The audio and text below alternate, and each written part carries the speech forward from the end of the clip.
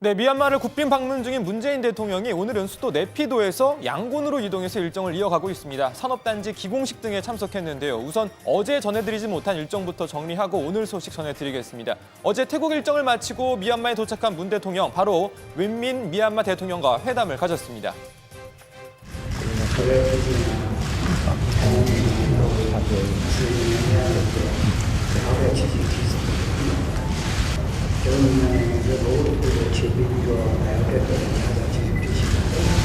한국 전쟁 당시 미얀마가 한국에 지원해준 5만 규모 사람, 한국 국민들에게 큰 도움이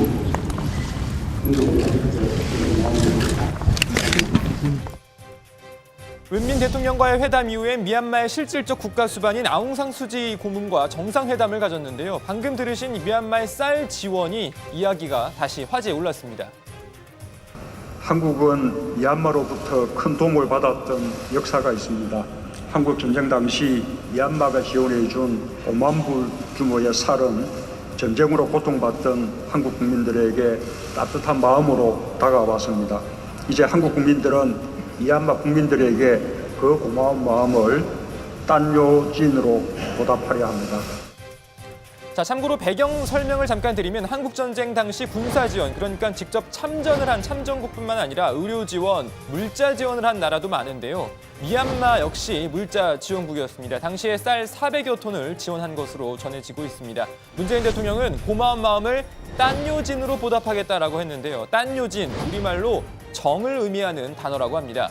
자, 우리 정부가 준비한 딴요진, 바로 학생들의 통학에 사용될 스쿨버스였습니다. 모두 60대를 기증했는데요. 기증식에선 강경화 장관이 커다란 자동차 열쇠를 미얀마 정부에 전달을 했고요. 기증식 직후에 문 대통령과 아웅산 수지 고문 직접 버스를 살펴보기도 했습니다.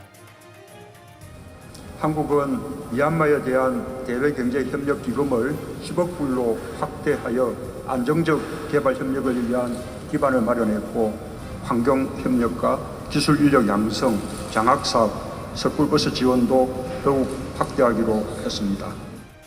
어제 국빈 만찬을 마지막으로 수도 네피도에서의 일정을 마무리한 문 대통령은 오늘 미얀마 옛 수도이자 경제 중심지인 양곤으로 이동했습니다. 우리나라 LH가 조성하는 경제협력 산업단지 기공식과 비즈니스 포럼 등에 참석했습니다. 자, 그리고 아웅산 묘역 폭탄 테러, 대한민국 순국사절 추모비를 참배합니다.